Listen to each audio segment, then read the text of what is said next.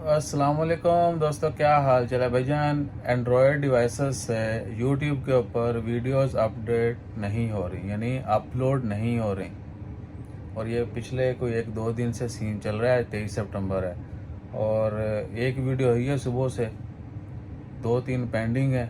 अच्छा हुआ लकीली हमने जो है लास्ट 2 डेज में, कल तो वीडियो बिल्कुल नहीं डाली 22 को, और उससे पहले भी शायद एक वीडियो डाली थी। और आज जो है ये पता चला कि एंड्रॉयड डिवाइस से वीडियो अपलोड में इशू आ रहा है और यूट्यूब की तरफ से माश है। उन्होंने बोला खली वाली तुम पैसे बढ़ाने वास्ते वीडियो पाते हो। तो यूट्यूब की जानब से जैसे ही एंड्रॉयड के ऊपर ये एरर फिक्स होता है अपलोड का, एक वीडियो हुई कंप्लीट इससे पहली वीडियो, लेकिन अभी जो है नहीं हो रही, 2 वीडियोस डालनी।